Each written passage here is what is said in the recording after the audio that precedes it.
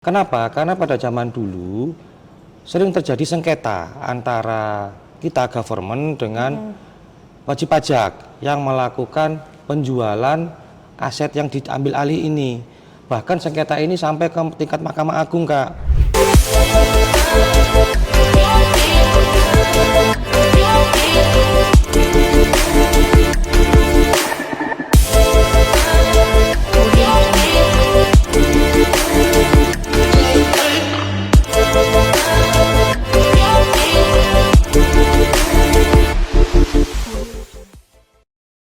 Assalamualaikum warahmatullahi wabarakatuh.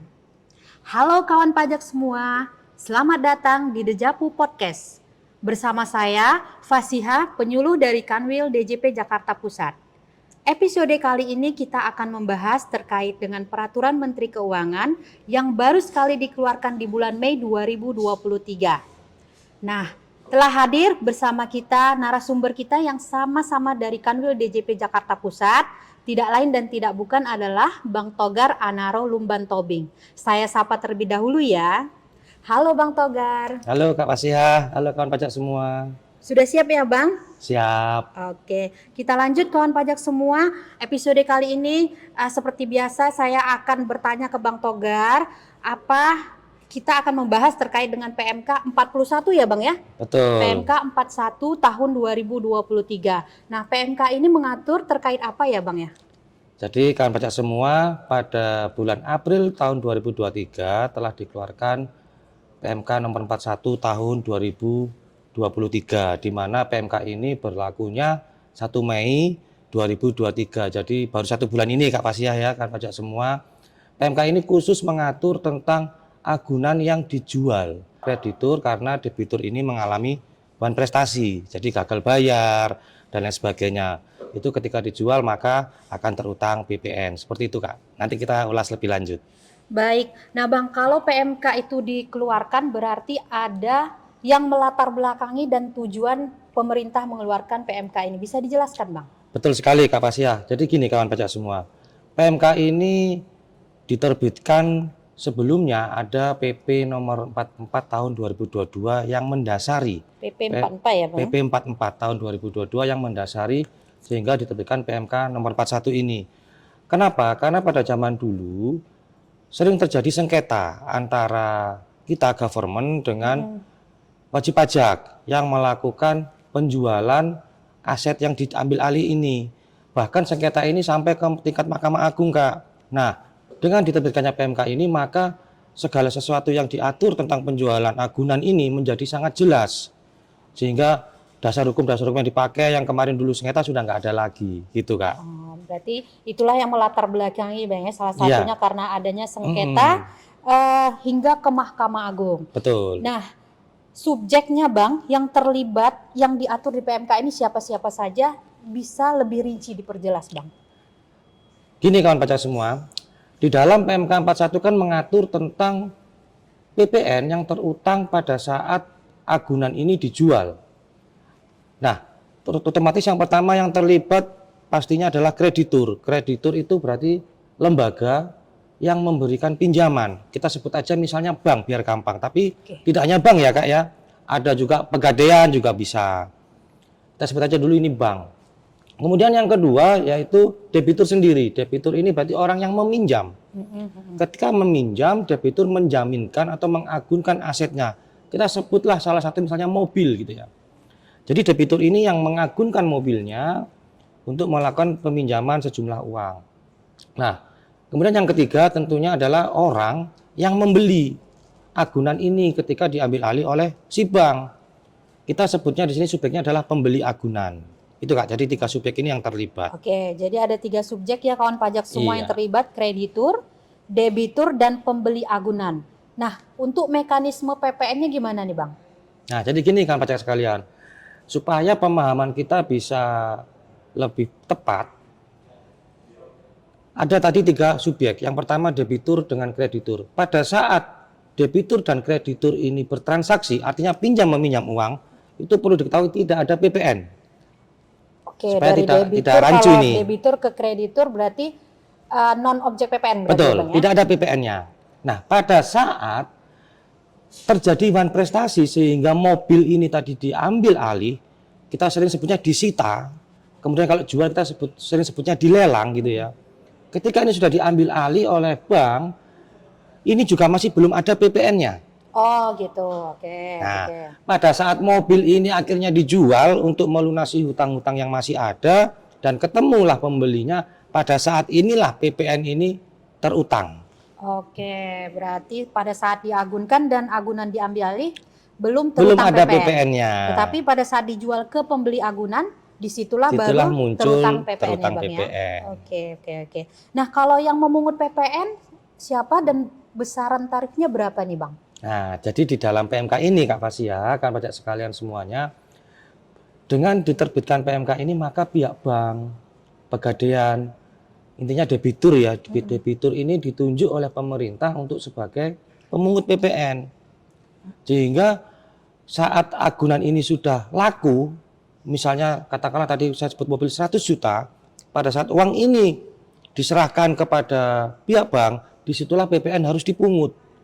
Sehingga bukan lagi 100 uang yang akan dibayarkan, tapi 100 ditambah dengan PPN-nya, seperti itu. Tarifnya tadi berapa Bang? Nah, untuk tarifnya tersendiri itu adalah PPN menggunakan besaran tertentu. Oke, berarti bukan 10% ya Bang Bukan. ya?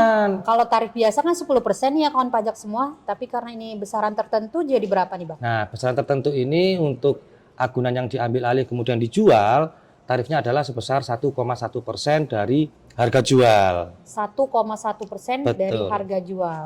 Oke, atau 10% dikali 11% 11% dikali harga jual. harga jual. Oke, jadi kawan pajak semua yang memungut PPN harus diingat adalah kreditur, tarifnya 1,1% besaran tertentu ya Bang Besaran ya? tertentu. Oke, kita lanjut ya Bang. Nah, kalau tadi kreditur telah memungut PPN, selanjutnya kreditur wajib apa lagi nih Bang? Tentunya ketika pihak bank ini tadi ya, pihak bank ini ditunjuk sebagai pemungut PPN, maka pihak bank wajib nih Kak Fasya membuat faktur pajak. Kalau besaran tertentu kodenya adalah 05 kan begitu ya. 05. Oke, 05, kode tapi faktur jangan pajaknya khawatir ya, nih Bang? ya bagi untuk si pihak banknya ya. Pihak banknya wajib membuat faktur pajak dengan kode 05. Tapi bagi pihak bank tidak usah khawatir. Wah, jadi nanti ribet dong saya harus bikin faktur pajak, tidak. Dengan PMK ini sudah diatur bahwa diberi kemudahan Kak. Pihak bank nggak perlu membuat faktur pajak secara detail karena boleh membuat dokumen tertentu. Oh begitu, Yang diberi kemudahan ya Bang dipersamakan, ya? betul. Oke, berarti boleh membuat dokumen tertentu yang dipersamakan Dengan faktur pajak. nah syaratnya gimana tuh Bang? Atau detailnya gimana? Nah, PMK ini juga sudah mengatur kan pajak sekalian bahwa pihak bank cukup membuat dokumen, namun harus seminimal memuat beberapa item. Yang pertama yaitu tentang identitas dari, yang pertama tentang nomor dan tanggal dokumen dulu. Nomor dan tanggal dokumen ini bukan kami atau kita kayak yang menentukan, melainkan pihak bank sendiri boleh menentukan sesuai nomor urut masing-masing. Itu dokumennya. Oke. Kemudian yang kedua tentang identitas. Identitas ini terdiri dari tiga subjek yang terlibat tadi. Yang pertama yaitu kreditur, kemudian yang kedua yaitu debitur, dan tentunya yang ketiga adalah si pembeli agunan. Identitas ini apa? Nama dan NPWP. Kalau tidak punya NPWP, NIK. Kenapa? Karena kan NIK sudah berlaku sebagai NPWP. Nah, kemudian yang selanjutnya tentu harus terurai. Keterangannya apa ini barangnya? Misalnya tadi saya sebut mobil. Katakanlah mobil Toyota Avanza. Gitu ya Kak ya. Kemudian selanjutnya yaitu berapa DPP-nya? DPP itu berarti harga jualnya. Ya. Tadi saya kasih contoh 100 juta. Kemudian yang terakhir yaitu berapa PPN-nya? 1,1% dikali 100 juta. Ketemulah 1,1 juta. Minimal memuat itu kawan pajak sekalian. Jadi tidak perlu harus minta dulu nomor seri ke kita, enggak perlu, pihak bank enggak perlu. Karena sudah diberi kemudahan, cukup membuat dokumen tertentu yang dipersamakan. Oke, Gitu, jelas Kak ya kawan Fasya. pajak semua. Jadi kalau misalnya si krediturnya tadi tidak bisa ya Bang ya membuat yang namanya faktur pajak, maka difasilitasi nih melalui PMK ini boleh menggunakan dokumen tertentu yang dipersamakan dengan faktur pajak. Tetapi wajib memuat tadi ada nomor dan tanggal ya Bang ya. Betul. Identitas Betul. dari ketiga subjek tadi, kemudian uraian dari barangnya, kemudian DPP dasar pengenaan pajaknya, dan yang terakhir harus memuat besaran PPN-nya. Oke, kita lanjut Bang. Nah, untuk kewajiban selanjutnya nih, pasti ada terkait dengan penyetoran dan pelaporan ya, namanya kita PPN ya Bang ya. Ya. Nah, penyetoran dan pelaporannya ini seperti apa Bang? Jadi kawan pajak sekalian yang ini sebagai kreditur ya, sebagai pihak bank yang menyimak acara podcast kita episode kali ini khusus pihak bank karena pihak bank yang ditunjuk sebagai pemungut sehingga memiliki juga kewajiban untuk melakukan penyetoran dan pelaporan SPT masa PPN. Kode jenis yang digunakan oleh pihak bank adalah kode PPN yaitu 411211, kemudian KJS-nya yaitu 100 dan laporannya menggunakan SPT masa PPN 1111. Seperti itu Kak. Jadi bukan kewajiban dari si pembeli agunan ataupun debitur, tapi ini adalah kewajiban dari kreditur. Krediturnya ya Bang, Iya. dalam hal seperti bank gitu ya Bang Bank, ya. ya. Oke, nah kalau terkait dengan PPN tentu kita berbicara juga dengan terkait dengan pengkreditan pajak masukan, ya Bang. Bisa dijelaskan Bang mekanisme pengkreditan pajak masukannya gimana Bang?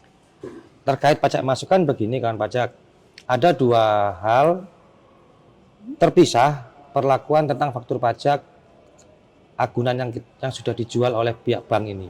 Pertama bagi pihak bank tidak boleh mengkreditkan segala pajak masukan yang berkaitan dengan penjualan mobil ini, penjualan agunan begitu, ini. Bang. Iya, misalnya nih, mobil ini sebelum dijual harus diperbaiki misalnya ya, sehingga pihak bank mengeluarkan sejumlah uang untuk perbaikannya, sehingga ada PPN atau faktur pajak atas perbaikan ini, misalnya ke sebuah bengkel begitu ya.